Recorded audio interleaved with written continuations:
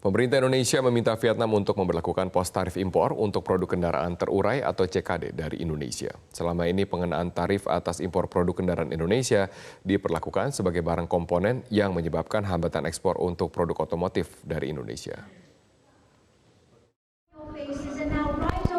Persoalan terkait pos tarif impor Vietnam untuk produk kendaraan terurai atau CKD masih menjadi salah satu isu yang dibahas dalam forum pertemuan Menteri AFTA di Bangkok, Thailand.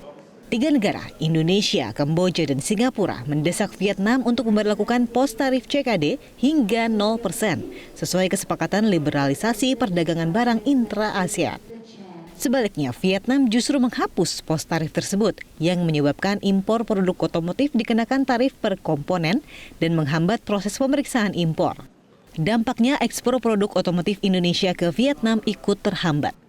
Menteri Perdagangan Enggar Tias Tolokita mengatakan Indonesia dan Vietnam sepakat untuk mengatasi hambatan ekspor tersebut melalui solusi yang transparan. Ini wajar aja, setiap negara memiliki kepentingan seperti itu.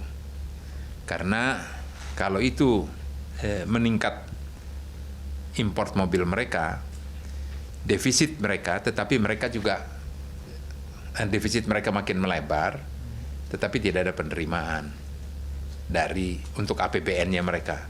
Nah, untuk itu mereka mau mengenakan itu sebenarnya dengan cara lain. Yang pasti kita lebih cepat, jumlahnya pasti lebih besar. Marketnya di sana sangat besar di Vietnam, kebutuhan itu. Karena pertumbuhan ekonomi Vietnam yang meningkat tajam, itu membutuhkan kendaraan SUV yang kita ekspor. Enggar menambahkan market produk otomotif Indonesia cukup besar dan sangat diminati di Vietnam. Tanpa hambatan tarif yang dikenakan saat ini, ekspor produk otomotif Indonesia terutama kendaraan SUV diproyeksikan meningkat cukup tajam. Dalam beberapa tahun terakhir, nilai ekspor Indonesia ke Vietnam terus meningkat. Pada tahun 2018 lalu, total ekspor Indonesia ke Vietnam mencapai 4,58 miliar dolar AS. Sementara nilai impor Indonesia dari Vietnam sebesar 3,79 miliar dolar AS. Dari Bangkok, Thailand, Imam Budi Mulyana, Metro TV.